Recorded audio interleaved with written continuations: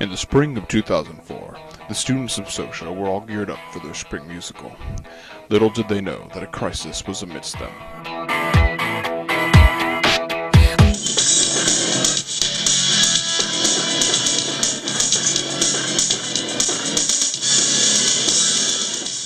It seemed after being denied the rights to the coveted musical Chicago, the much-anticipated spring musical would have to be called off. But after weeks of deliberation, Vietnam War veteran Rob Rigg decided on the much-hackneyed musical West Side Story. On a rainy day in January, auditions were held and the cast was decided, with the exception of the starring role of Maria. Rigg saw no one who could perfectly capture the Puerto Rican innocence. After failing to portray the role himself, he seemed to be at a dead end. But suddenly, there was a light at the end of the tunnel. A young foreign exchange student by the name of Katama transferred into Socia. With an extraordinary voice and a slightly discolored face, she seemed to be perfect. After hours of persuasion, she changed her name to Katie and accepted the role, much to the chagrin of many young hopefuls. Well, it's not that I hate her, I just think that it's kind of stupid that some chick can just come along and she can't even sing. Are you kidding me? If anybody comes up to me and says, oh wow, she's a really good actress, I might just take their head and curb them. She has absolutely no talent whatsoever.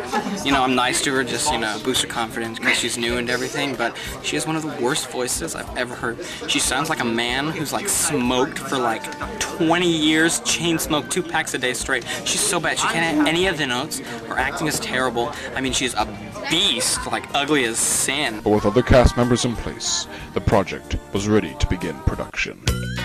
As Tony, a pompous ass by the name of Stanton Kane Morales I, son of former Pennsylvania Rotarian Franklin Anthony Morales.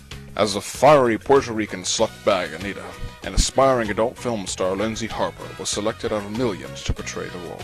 Nathan Longden, a recently deceased stunt double, was resurrected by Rob Rigg for the sole purpose of playing the part of Bernardo.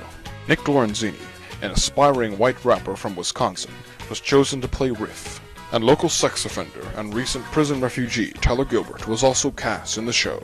With rehearsals beginning, and the show but a week away, the grueling schedule had its intense effects on everyone. Many found solace in taking their anger out on young, innocent Katie. When is her city?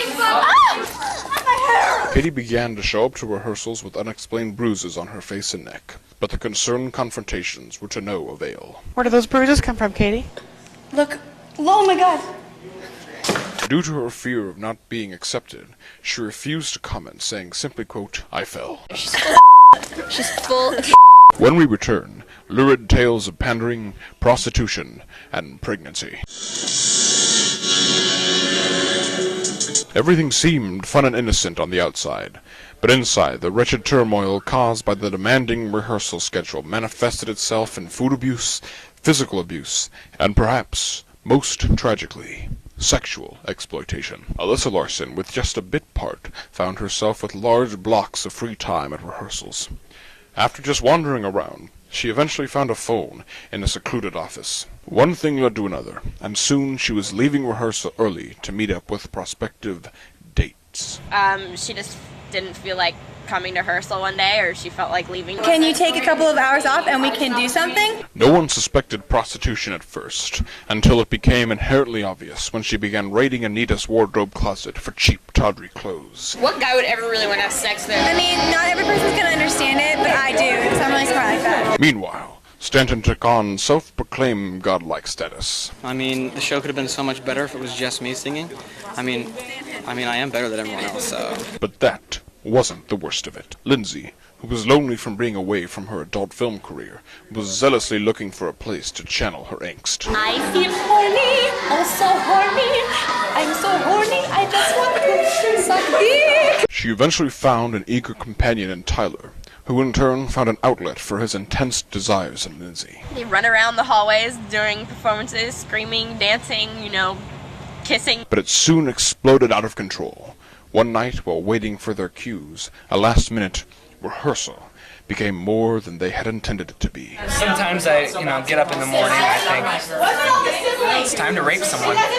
So, one day I was standing there and it seemed Tyler's method acting had gone too far. Soon enough, the signs were clear. Lindsay was pregnant.